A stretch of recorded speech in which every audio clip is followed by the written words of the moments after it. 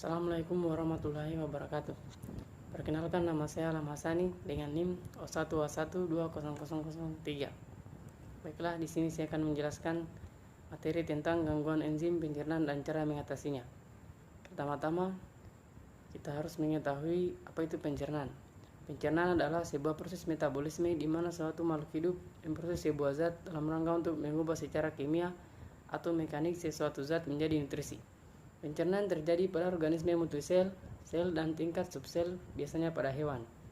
Pencernaan dibagi menjadi 5 proses terpisah. Pertama yaitu ingesti.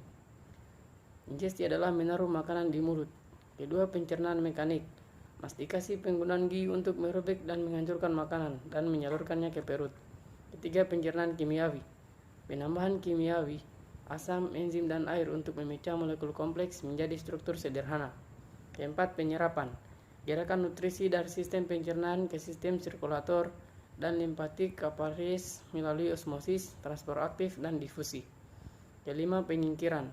Penyingkiran material yang tidak dicerna dari traks pencernaan melalui defekasi. Baiklah, di sini kita lihat gambar dari diagram sistem pencernaan manusia.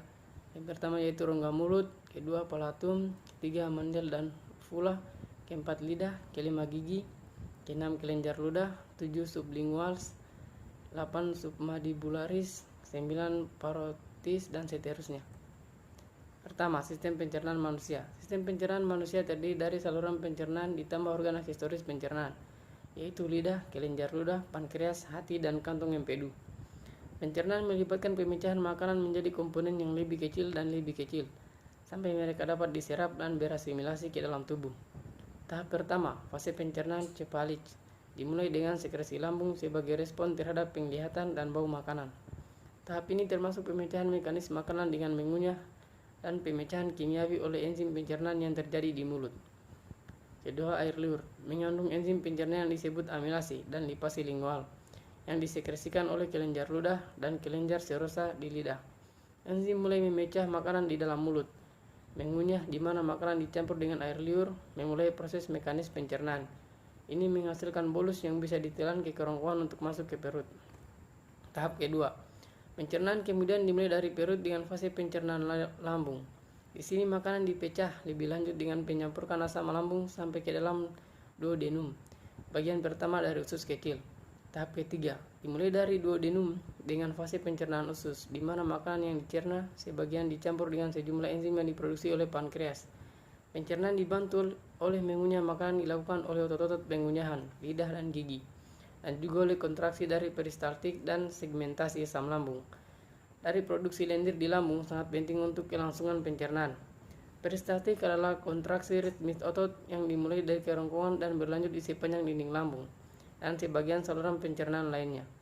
Ini awalnya menghasilkan produksi chime yang ketika dipecah sepenuhnya di usus kecil diserap sebagai kile ke dalam sistem limfatik.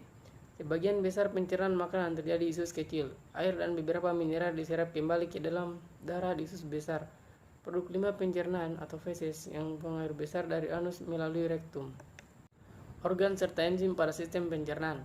Pertama, mulut. Organ pertama yang kita gunakan sebagai pencerna makanan adalah mulut, di mana pada mulut adalah awal mulanya pencernaan secara cepat dan hasilnya juga belum halus untuk dapat bisa ditelan melalui tenggorokan. Dan pada mulut sendiri menghasilkan suatu enzim yang dihasilkan oleh kelenjar air ludah yang bernama enzim amilase. Enzim amilase atau ptyalin memiliki fungsi, yaitu mengubah pati atau amilum menjadi maltosa, dan sebagai bahan ujinya kalian bisa makan nasi lalu mengunyahnya dalam waktu lumayan lama, maka nasi yang Anda makan tadi akan terasa manis. Hal tersebut karena adanya enzim amilase. Kedua, lambung. Lalu lanjut ke organ berikutnya yaitu lambung.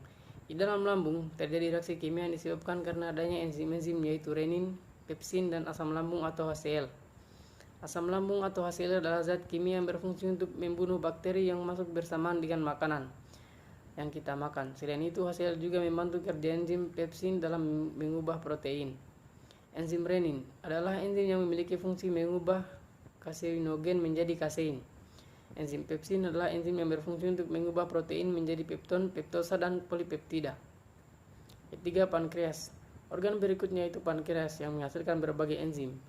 Berikut macam-macam enzim yang dihasilkan pankreas beserta fungsinya. Pertama, tripsin memiliki fungsi untuk mengubah protein menjadi polipeptida. Kedua, enzim lipase pankreas memiliki fungsi untuk menghasilkan lemak menjadi asam lemak dan gliserol.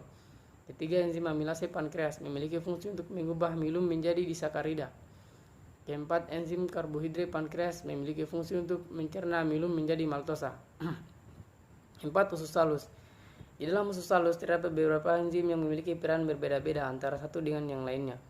Macam-macam enzim pada usus halus beserta fungsinya yaitu: pertama, enzim maltose adalah enzim yang berfungsi untuk mengubah maltosa menjadi glukosa.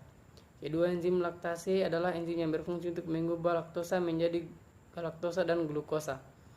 Ketiga, enzim heterokinase adalah enzim yang memiliki fungsi untuk mengubah tripsinogen menjadi tripsin. Keempat, enzim lipase adalah enzim yang berfungsi untuk mengubah lemak menjadi gliserol dan asam lemak. Kelima, enzim peptidase adalah enzim yang berfungsi mengubah polipeptida menjadi asam amino. Dan keenam adalah enzim sukrase adalah enzim yang berperan dalam mengubah sukrosa menjadi fruktosa dan gluktosa. Kelima, hati. Hati sebenarnya tidak termasuk dalam enzim, namun organ ini memiliki peran yang cukup penting dalam proses pencernaan di tubuh. Hati menghasilkan cairan yang diberi nama cairan empedu. Yang cairan ini berfungsi untuk mengemulsikan lemak. Kedua, penyebab penyakit pada enzim pencernaan serta cara mengatasinya. Penyebab gangguan pada enzim pencernaan. Pertama, gangguan metabolik. Penderita penyakit metabolik umumnya memiliki kelainan pada gen yang menyebabkan tubuh kekurangan enzim, sehingga proses pencernaan dan metabolismenya tidak berjalan dengan normal. Kondisi ini dapat menyebabkan penumpukan racun dan tidak terserapnya berbagai nutrisi yang penting bagi tubuh akibat tidak cukup atau tidak adanya enzim pencernaan tertentu. Kedua, penyakit Gaucher. Penyakit genetik yang diturunkan dari orang tua ini ditandai dengan ketidakmampuan tubuh dalam memecah zat lemak, sehingga terjadi penumpukan lemak pada organ hati, sumsum tulang belakang, dan limpa. Penyakit ini belum bisa disembuhkan, namun pengobatan dapat diberikan untuk membantu meringankan gejala dan mencegah kerusakan organ lebih lanjut. Pengobatan tersebut bisa berupa terapi penggantian enzim, pemberian obat-obatan untuk osteoporosis, hingga operasi untuk memperbaiki kerusakan dalam tubuh akibat kelainan ini. Jika tidak diobati, penyakit ini bisa menimbulkan komplikasi berupa kerusakan tulang, masalah kesuburan, pubertas yang terlambat, atau bahkan kematian. Ketiga, gangguan pankreas kronis. Penyakit ini terjadi ketika pankreas tidak memproduksi cukup enzim untuk memecah dan menyerap makanan. Akibatnya nutrisi seperti lemak, vitamin, dan mineral tidak dapat diserap oleh tubuh sehingga menyebabkan. Kelima, selain penyakit di atas masih ada kondisi lain yang menimbulkan gangguan pada enzim pencernaan, yaitu radang pankreas, kanker pankreas, penyakit Crohn, distik fibrosis, serta gangguan pemulihan pasca operasi pankreas. Penyakit pada enzim pencernaan. Pertama, penyakit Crohn. Penyakit Crohn merupakan salah satu jenis penyakit radang usus. Penyebab pasti penyakit ini berkaitan dengan faktor keturunan, pola makan yang kurang sehat, stres berat, hingga kelainan pada sistem kekebalan tubuh. Penyakit ini bisa menimbulkan gejala berupa kelelahan, berat badan turun, diare parah, nyeri perut, BAB berdarah, hingga malnutrisi. Kedua, kistik fibrosis. Penyakit ini menyebabkan lendir dalam tubuh menjadi tebal dan lengket. Lendir tersebut dapat membuat saluran pankreas tersumbat, sehingga menghalangi enzim pencernaan bergerak ke arah usus. Akibatnya tubuh menjadi kesulitan menyerap nutrisi dari makanan. Gejala yang muncul pada penyakit ini bervariasi, tergantung pada organ mana yang berdampak. Jika menyerang saluran pencernaan, kistik fibrosis dapat menimbulkan gejala berupa diare kronis, malnutrisi, fases berminyak, nyeri perut, hingga berat badan yang terus berkurang. Pengobatan gangguan enzim pencernaan. Untuk membantu proses pencernaan pada orang yang memiliki gangguan enzim pencernaan, tersedia obat berupa enzim pencernaan tambahan. Obat ini dapat digunakan saat pankreas tidak dapat memproduksi enzim pencernaan dengan baik. Enzim pencernaan tambahan bisa didapatkan melalui resep dokter atau berupa suplemen yang dijual bebas.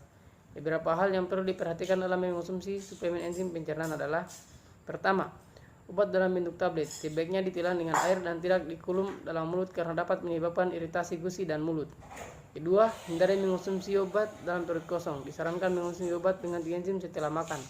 Ketiga, jangan menghirup obat enzim pencernaan yang berbentuk bubuk karena dapat menyebabkan iritasi pada lapisan dalam hidung dan mencetuskan timbulnya gejala pada penderita asma. Keempat, hindari mengganti dosis atau menghentikan konsumsi obat tanpa berkonsultasi dahulu kepada dokter. Kelima, pastikan obat enzim pencernaan yang akan dikonsumsi telah terdaftar di BPOM. Hal penting lain yang perlu diingat, obat ini tidak dapat bekerja maksimal jika tidak didukung dengan pola makan dan gaya hidup yang sehat. Baiklah, itulah tadi materi gangguan enzim pencernaan. Sekian dan terima kasih.